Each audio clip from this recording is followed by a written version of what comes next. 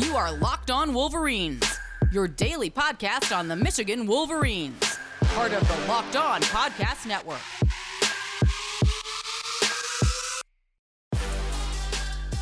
Happy Wednesday. We are back as promised with a big guest here on the Locked On Wolverines podcast. Is Locked On Wolverines podcast, as I just said. Part of the Locked On Podcast Network. I am your man on the ground, Isaiah Hole, publisher of Wolverines Wire. Apparently a flustered one. Nonetheless, we have the director of content over at PFF for our weekly Pro Football Focus crossover, Austin Gayle. Super excited to have you on again, Austin. It has been a very long time. I'm very excited to have you, man.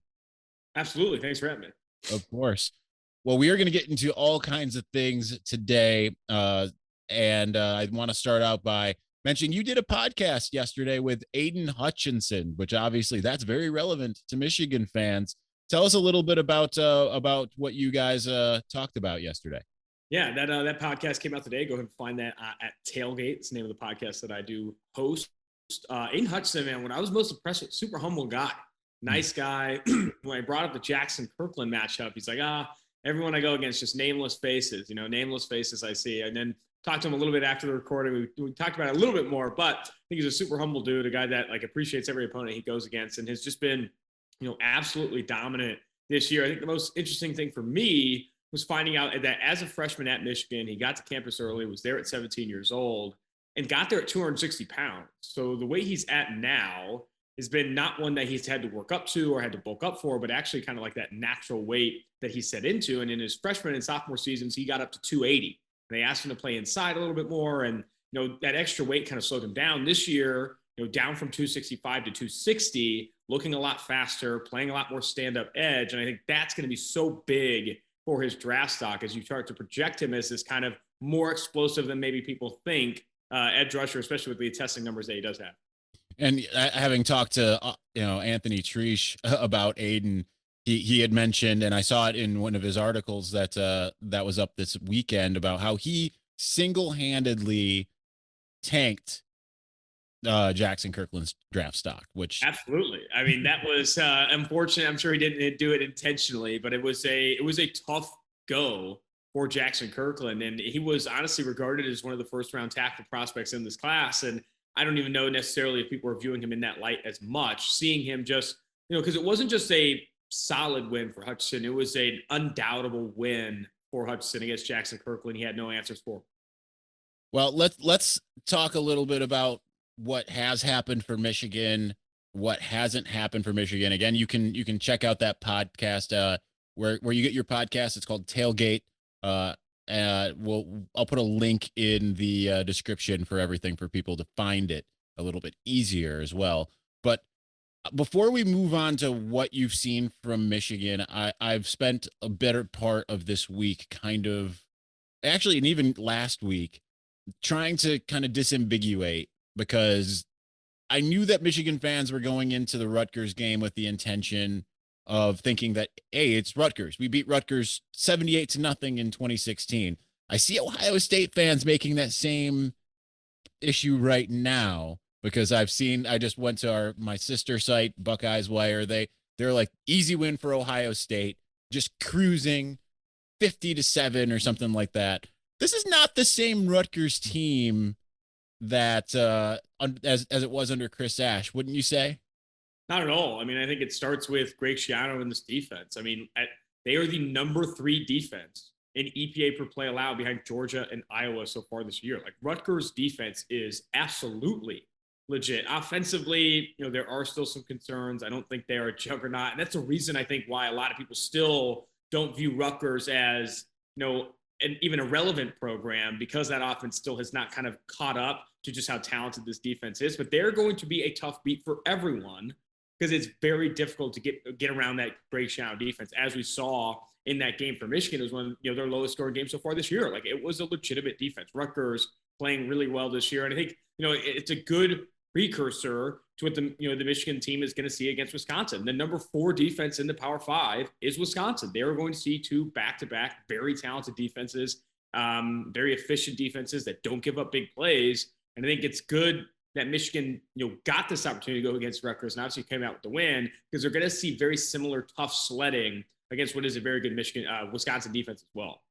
Well, I think that's the big interesting thing coming into this weekend, because Michigan still seems intent based off of what we've talked to them about through media availability through 2 days this week, is they are like, our identity is still to run the ball. We intend to run the ball against Wisconsin. We know that we can run the ball against Wisconsin, which is like, did you watch the Notre Dame game? They gave up 3 yards total to Notre Dame on 32 carries. So it is a little bit scary.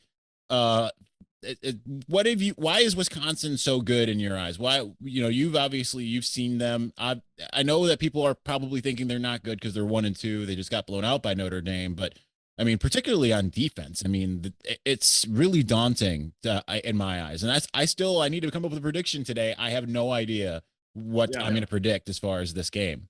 I mean, this Wisconsin defense stops the run and limits explosive plays. They have one of the better front sevens in the Power Five, led by linebacker Jack Sanborn, who's been one of the highest graded linebackers in the country. I think why people are lower on Wisconsin this year is very similar, again, to Rutgers, and that their offense has just simply not been good this year. Graham Mertz has struggled. And I don't think Notre Dame wins that game as easily without the kick return touchdown and the defensive touchdown in that game. And I think that's going to be some of the luck that Michigan needs, because they are so predicated, or their offense specifically, on the run. And Wisconsin right now, I'll tell you right now, they're not going to rush for over 150, 200 yards against Wisconsin. It's just not going to happen.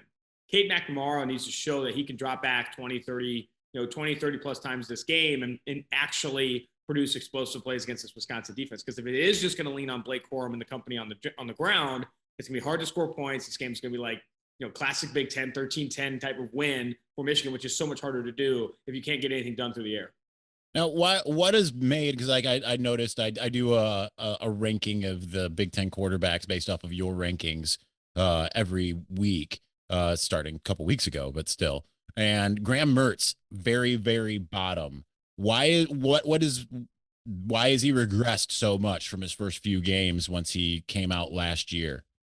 I mean, a lot of it, when you look at grading at PFF, specifically, quarterback grading, so much of low grading profiles are led by inaccuracy. And Graham Mertz has struggled mightily with inaccuracy and has put the ball in harm's way. And those are the two, turnover-worthy plays and inaccuracy are the two things that can really, spike down your grade here at PFF. I mean, other quarterbacks in the NFL that are grading poorly right now, Trevor Lawrence, who leads the NFL, I think, with 9 turnover-worthy plays so far this year. He's also been the most inaccurate quarterback from a ball location perspective on 10-plus yards. You see that same stuff with Graham Mertz. And that, against this Michigan defense, I'll tell you, it's two defenses that are going to play really, really good football. The total, I think, is very low for this week. I think you're betting unders. A lot of people will be betting unders because the offenses will struggle, and I think it's going to be a really tight game. Well, speaking of betting, and we're going to continue this conversation about this Wisconsin game and also kind of your perspective on Michigan, because again, when I look at Twitter, when I look at Facebook and all of the different avenues that I have, YouTube, the comments, half of them are like, we're 4-0, that's good. The other half are, oh no, we suck again. So we'll get into that momentarily, but before we do, we're back and better than ever. All eyes are on the gridiron as we are a third of the way through the season. But BetOnline AG, that's your number one spot for all the pro and college football action this season. With a new updated site and interface, even more odds, props, and contests, BetOnline.ag continues to be the number one source for everything football. Head over to BetOnline.ag to sign up today. Receive your 100% welcome bonus. That's double your initial deposit just for signing up. Don't forget to use the promo code Locked On from football, basketball, boxing, right to your favorite Vegas casino games. Don't wait to take advantage of all the amazing offers available for the 2021 season. BetOnline is the fastest and easiest way to bet on all of your favorite sports. BetOnline, your online sportsbook experts.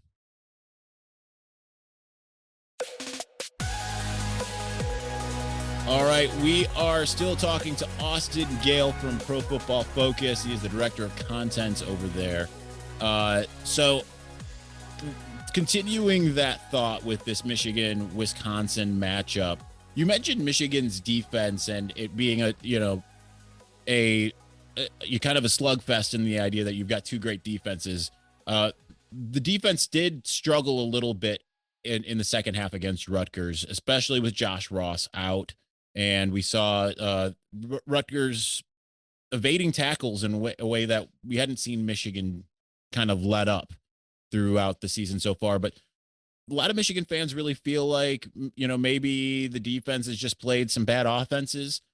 But you have a much clearer eye on what is out there. What have you seen from this Michigan defense? I know it's still rated relatively high. I know it's a top 10 defense in your grading system.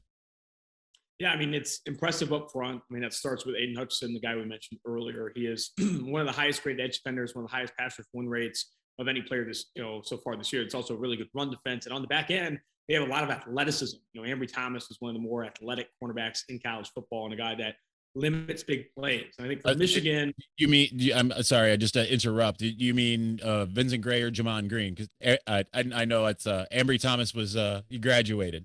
Oh, that's right. No, you're right. I meant Gray. I apologize. The Michigan corners all blend together. Yeah, but they have a lot of talent on the back end, and specifically athleticism. I think it's an area where Michigan has had a lot of success recruiting. It allows them to play, a man-heavy defense that they want to run, a lot of press at the line of scrimmage, and that's what a lot of offenses don't have the receiving talent or the quarterback talent to go up toe-to-toe with a very physical, athletic Michigan defense. Now, not a lot of turnovers. Actually, really only 2 turnovers so far generated by the Michigan defense. You see, because I know that they want more turnovers. How has Graham Mertz been that errant to the point where you feel like, all right, this is the time for these corners to particularly shine in that light? I think so. I mean, but it also is because, opposing offenses are getting a little bit more conservative against Michigan. They're not, pushing the ball downfield, not taking a ton of risks. And I think when you're going against conservative offenses that are trying to make plays after the catch, it's harder and harder to kind of get those turnovers, specifically interceptions on the back end. So I think once offenses try and open it up against Michigan, you'll maybe see more turnovers. But as long as they're, playing things in front of them and keeping, low average depth of target, keeping things near the line of scrimmage, you're more dependent on forced fumbles and so forth. With all of that in mind, how much better, if you can remember back to last year, how much better is this defense compared to what you saw from Michigan a year ago? So I would argue that from a talent level is not all that improved, but I do think you can feel or see the preparation and the understanding and the confidence from a lot of these players in this defense. The COVID impacted season made things very difficult for people to prepare and feel confident and run diverse playbooks in these things. But now this year, this Michigan team has ownership of this defense and they feel really confident or moving faster because of it. Now, let's switch gears to the offensive side here for a minute. Right now, Michigan fans are very down on Cade McNamara, and there's been a big question: is Cade McNamara, is he actually struggling? Number one, does Michigan not have confidence in the passing game because he hasn't passed for more than 17 attempts in a given game? I believe it was 16 this last week. It was 7. There was 15 actually against Washington. So this last week was 16. That's the most he's passed for. But you guys still have him graded really high cumulatively. Missed a bit in the second half, but why do you still have him as being one of your top? I believe he's number 3 in the Big Ten as far as the passers in the league.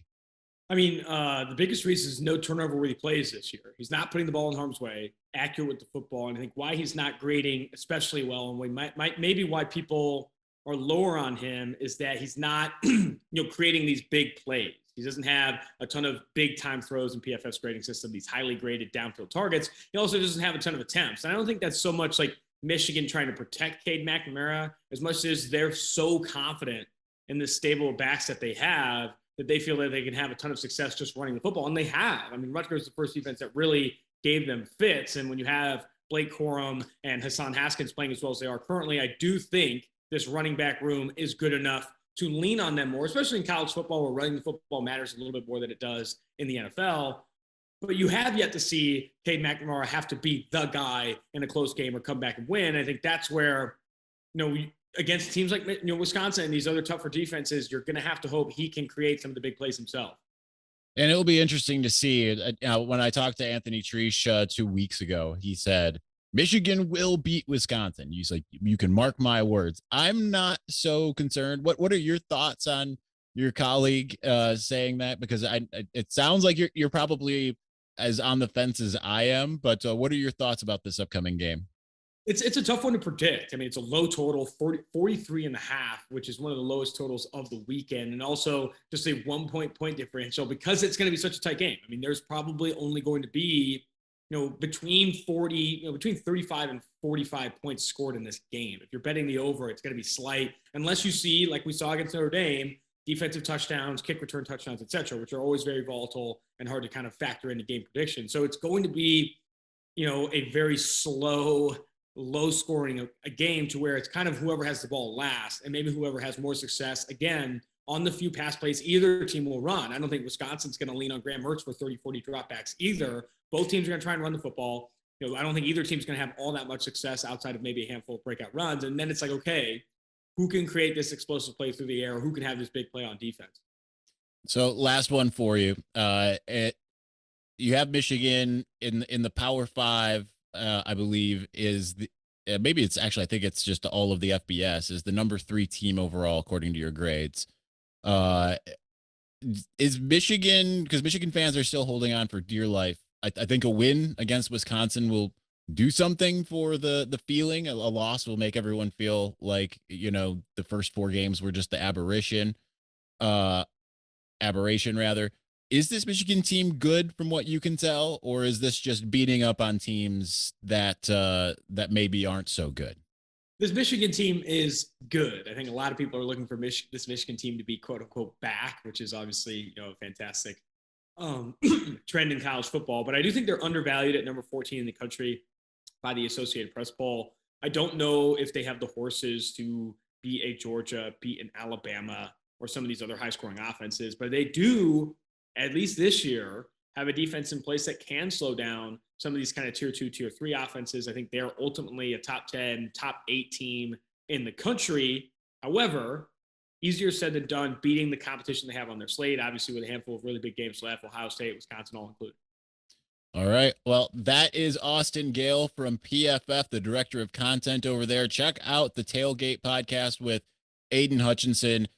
Do like I do and subscribe to PFF. There's plenty of different subscription models. There's PFF Edge. I am a premium stats subscriber. So lots of different things that will give you lots of insights. Thank you again, Austin, for joining us. Absolutely. Thank you. That was Austin Gayle from Pro Football Focus. Again, I use their service constantly and very excited to have this crossover that we've had. It's been a while since we've had Austin on, so it's very exciting. I think he was our first PFF guy to come on the show. All right. Anyway, we're going to continue. I'll discuss a little bit of what my thoughts are about, again, this upcoming game, what he had to say. But before we do, I got to tell you a little something about Built Bar. Y'all know how much I love Built Bar. If you don't know what it is, it's a protein bar that tastes like a candy bar. I have bought dozens of boxes with my own cash because I love it that much. Like they've sent me, I'm not going to lie, because they are a sponsor of the show. They have sent me boxes, and I have certainly bought way more than they have sent me. But sometimes I've got, what they've sent me, what I've bought 1 at a time, 2 at a time. I eat 2 at a time almost every time because they are that delicious. And guess what? They are high protein, low calorie, low carb, everything that you want from a protein bar. And you can have 2 at a time, and it's still less calories, higher protein than the average or even leading meal replacement bar out there. So don't delay. Go to built.com, put in promo code LOCKED15. That's built.com, promo code LOCKED15 to get 15% off of your next order of Built Bar.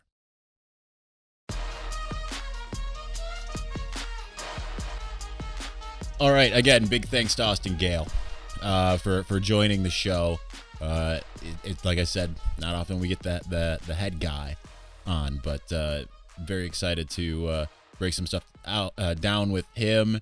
And I agree. I think this is going to be a very tough game. I know people are going to look at the 1-2 record for Wisconsin, look at what happened, just look at the final score against Notre Dame and be like, yeah, that's we're gonna if Michigan's any good, it's going to go in there and just mop the floor with them. And I do not think that's the case, especially when you think about the fact that Michigan has been, for the longest time that I can remember, is not been a good road team.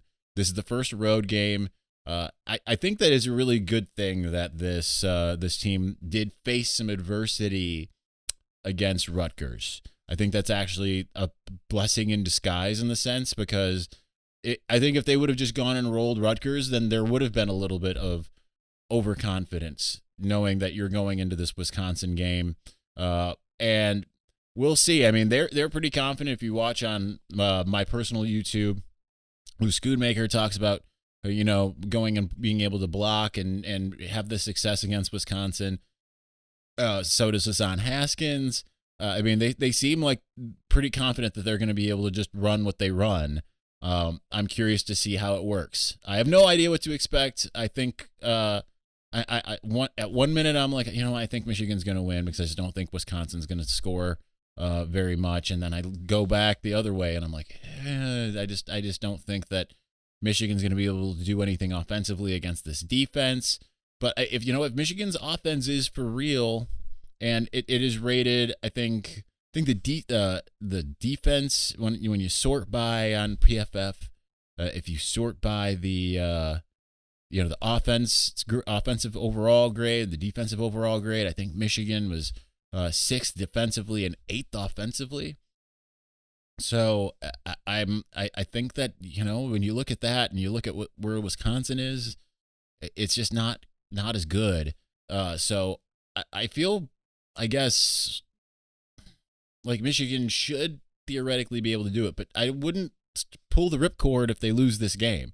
I know losing to a team that already has 2 losses doesn't look good, but Penn State certainly was able to get a lot going against the Badgers in the passing game, but they have an established passing game. Michigan is going to need it for sure.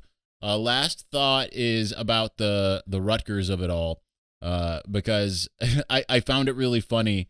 Just again going to the sister site Buckeyes Wire, and their prediction is just Rutgers it's the same idea that a lot of you have about Rutgers, in the sense of Rutgers is a bad team, and they're like, we're Ohio State, we roll Rutgers, that's what we do. And I think it was like 50-7 or 17 or something like that. It was up there. It was like that type of differential when you consider it's a 14.5 spread. I thought it was interesting what Austin Gayle said, that it's defensively, it's right there with Iowa and Georgia. I mean, and Michigan gashed it for a half. I know a lot of it was stubbornness on Michigan's part, right? But I mean, Rutgers still executed. When you think to the 78-0 game, Rutgers was not executing on defense, right? They were being gashed. It wasn't like, Michigan threw the ball a bit, but a lot of those came on big plays, big runs, a couple big throws. So it's a much different team. The Big Ten is really interesting this year because Rutgers has a not good offense, has a great defense. Wisconsin has not a good offense and a great defense. And you look on the other side, you got Maryland's got a great offense and a bad defense. Ohio State's got a great offense and a bad defense. Michigan's more balanced. Penn State's more balanced. Iowa's got a great defense and their offense is a little bit better. So I think it's an interesting year in the Big Ten. It really kind of feels like anybody can get anybody. I have to also predict the all my conference games. I'll be doing that today or tomorrow, and I think that I think it could. I wouldn't be surprised if Rutgers upset Ohio State. I think people are living on that Ohio State name, and I know there's probably a lot of you watching or listening to this being like, "That's ridiculous." Rutgers beating Ohio State. I mean, it's a home game for Rutgers. Number one, number two, they're a little bit more tested now, considering that they did play Michigan. I think it's what Buckeyes Wire said, which was really interesting, was like they put it all in for Michigan and now they're going to be too tired. Like, no, I think Rutgers probably sees, hey, we could hang with Michigan. Ohio State looks really like they're struggling a bit, So I think that's a little bit of a different thing. The Big Ten is just really interesting. Some teams, and one of the things that Donovan Jeter said about Rutgers, said some teams is going to get got by them. They're going to take down some Big Ten teams. I just think this is really a year where I don't think anyone's going to end up undefeated in the conference. I think, yes, Michigan will lose a game, whether it's this game or Penn State or Ohio State. Heck, it might be Michigan State. I don't think Michigan State's going to go undefeated. I don't think Ohio State is going to go undefeated in conference. I don't think Penn State's going to go undefeated in conference. It's just that type of year. So really interesting stuff. Anyway, that's going to do it for us today. We will be back tomorrow with the mailbag. So get your questions in on Twitter when I put out the call for it, which should happen relatively soon. And that will do it. Thank you again for watching. Thank you for listening. We'll talk to you soon.